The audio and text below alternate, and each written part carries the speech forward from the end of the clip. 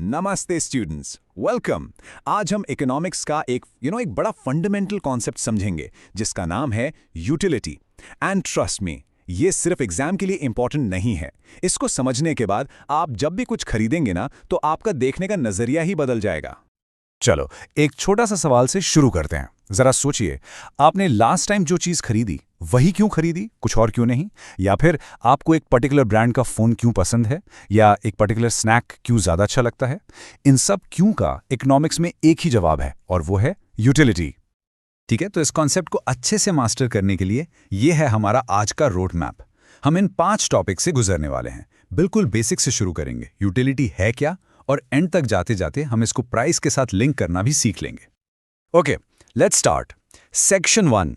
तो सबसे पहला सवाल ये आता है कि ये यूटिलिटी है क्या?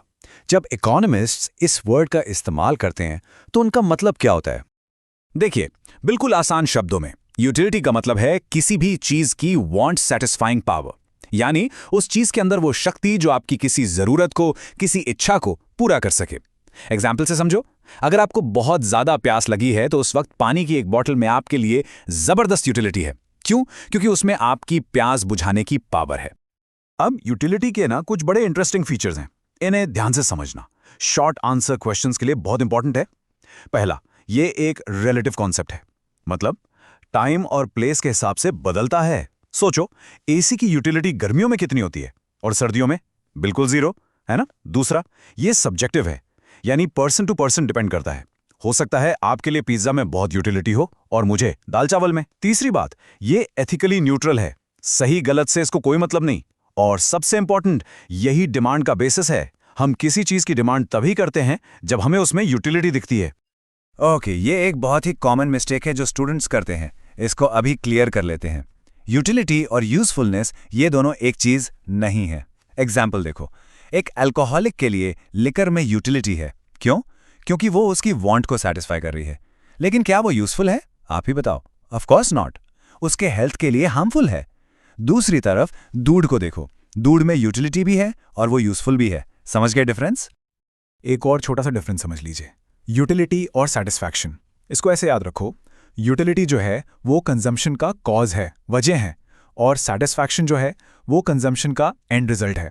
मतलब आपको प्यास लगी है, आपने पानी की बोतल में यूटिलिटी देखी, इसलिए आपने पानी पिया, ये हुआ यूटिलिटी। और पानी पीने के बाद जो आहा वाली फीलिंग आई ना, वो है सैटिस्फैक्शन। ऑलराइट, आई होप अब तक यूटिलिटी का बेसिक मतलब क्लियर हो गया होगा।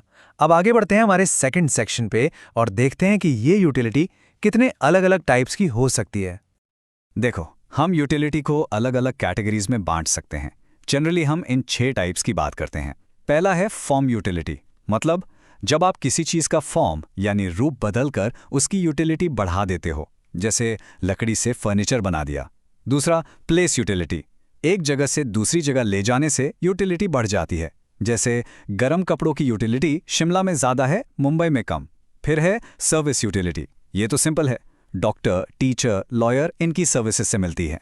नॉलेज यूटिलिटी भी होती है, मोबाइल सबके पास है, लेकिन जिसको उसके सारे फंक्शंस यूज करने आते हैं उसके लिए उसकी यूटिलिटी ज्यादा है। फिर पोजेशन यूटिलिटी, जब कोई चीज सेलर से बायर के पास जाती है।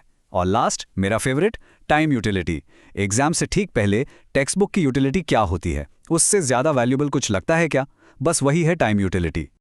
ओके, अब आते हैं इस चैप्टर के सबसे एनालिटिकल और इंटरेस्टिंग पार्ट पर। सीरियसली यहां पर ध्यान देना, क्योंकि यहां से आपको कंज्यूमर की साइकोलॉजी समझ आएगी। We are talking about total utility and marginal utility. तो पहले बात करते हैं टोटल यूटिलिटी या टीयू की। इसका नाम ही सब कुछ बता देता है। टोटल मतलब आपने जितनी भी यूनिट्स कंज्यूम की उन सब को मिलाकर जो आपको टोटल सेटिस्फैक्शन मिला, वही है टोटल यूटिलिटी। मान लो आपने एक के बाद एक 4 गुलाब जामुन खाए, तो उन चारों से मिलने वाला जो कंबाइंड सेटिस्फैक्शन है, दैट्स योर टोटल यूटिलिटी। और अब आते हैं मार्जिनल यूटिलिटी या एमयू पर। इकोनॉमिक्स में जब भी आप मार्जिनल वर्ड सुनो, इसका मतलब होता है एडिशनल या एक्स्ट्रा। तो मार्जिनल यूटिलिटी क्या हुई?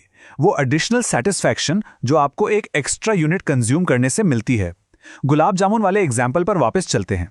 आपने 2 खा लिए, अब तीसरा खाने से जो एक्स्ट्रा सेटिस्फैक्शन मिला, बस वही है उस तीसरे गुलाब जामुन की मार्जिनल यूटिलिटी। अब जरा इस टेबल को देखिए, ये टीयू और एमयू के बीच का पूरा खेल समझा देगी। ध्यान से, जैसे जैसे आप यूनिट्स बढ़ा रहे हो 1, 2, 3, देखो टोटल यूटिलिटी टीयू का कॉलम वो बढ़ रहा है 10, 18, 24। लेकिन अब मार्जिनल यूटिलिटी एमयू का कॉलम देखो, वो लगातार गिर रहा है 10, 8, 6। नोटिस कर रहे हो, टीयू बढ़ तो रहा है लेकिन धीमी स्पीड से, और एमयू कंसिस्टेंटली नीचे जा रहा है। और सबसे इंटरेस्टिंग पार्ट, यूनिट नंबर 6 पर देखो, टोटल यूटिलिटी अपने मैक्सिमम पर है 30, और ठीक उसी पॉइंट पर मार्जिनल यूटिलिटी क्या हो गई? 0। ये पॉइंट बहुत इंपॉर्टेंट है। अब इसी टेबल को चलो एक पिक्चर फॉर्म में देखते हैं। ग्राफ पर देखो, जो ऊपर वाला कर्व है वो है टोटल यूटिलिटी का। ये एक पहाड़ की तरह ऊपर जा रहा है, अपने पीक पर पहुंच रहा है और फिर नीचे गिरने लगता है। अब नीचे वाला कर्व देखो, ये है मार्जिनल यूटिलिटी का। ये एक सीधी ढलान की तरह नीचे आ रहा है, जीरो लाइन को क्रॉस करता है और नेगेटिव में चला जाता है। Isn't that fascinating? जब TU मैक्सिमम होता है तब MU 0 होता है। ये दोनों कर्व्स का रिलेशनशिप बहुत बहुत इंपॉर्टेंट है।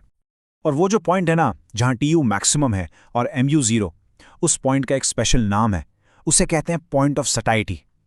सटाइटी मतलब फुल सेटिस्फैक्शन। ये वो पॉइंट है जहां आप कहते हो बस भाई अब और नहीं खाया जाएगा। इसके बाद अगर आपने एक और यूनिट कंज्यूम की तो आपको सेटिस्फैक्शन नहीं बल्कि डिससेटिस्फैक्शन मिलेगी। इस टर्म को, पॉइंट ऑफ सटाइटी को, एग्जाम के लिए बिल्कुल स्टार मार्क कर लो। ये जो हमने अभी देखा ना कि जैसे जैसे हम कंज्यूम करते जाते हैं हमारी मार्जिनल यूटिलिटी कम होती जाती है, ये कोई रैंडम चीज़ नहीं है। ये एक्चुअली इकोनॉमिक्स के एक फंडामेंटल लॉ पर बेस्ड है। चलिए उस लॉ को देखते हैं। अब इस लॉ का नाम है the law of diminishing marginal utility. बड़ा सा नाम है पर मतलब बहुत सिंपल है। प्रोफेसर अल्फ्रेड मार्शल ने इसको डिफाइन किया और ये बस इतना कहता है कि बाकी सब चीज़ें अगर सेम रहें तो जैसे जैसे आप किसी चीज़ का स्टॉक बढ़ाते जाते हो उसकी हर अगली यूनिट से मिलने वाला बेनिफिट कम होता जाता है। सिंपल। पहले स्लाइस पिज़्ज़ा का मज़ा ही कुछ और होता है, 8वें स्लाइस का वैसा नहीं होता, राइट? यही है ये लॉ। लेकिन एक मिनट, ये लॉ हमेशा काम नहीं करता। इसके कुछ अजम्पशंस हैं, कुछ शर्तें हैं और एग्जाम्स में ये अजम्पशंस बहुत पूछे जाते हैं, सो प्लीज पे अटेंशन।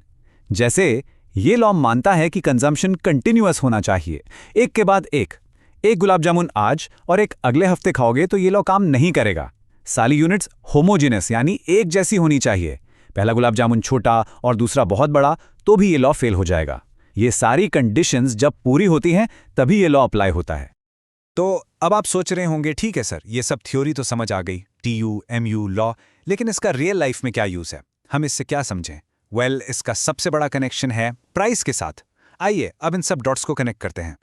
देखिए इस टेबल को, हम ये समझने की कोशिश करें कि एक रैशनल, एक समझदार कंज्यूमर कब तक कोई चीज़ खरीदता है। या हमने क्या किया है, हमने मार्जिनल यूटिलिटी को फॉर सिंप्लिसिटी पैसों में कन्वर्ट कर लिया है।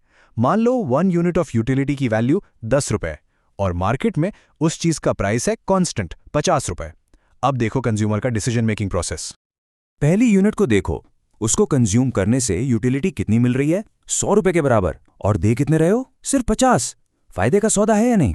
ऑफ कोर्स है, आप खरीद लोगे। सेकंड यूनिट, 80 रुपए की यूटिलिटी 50 में, ये भी खरीदोगे।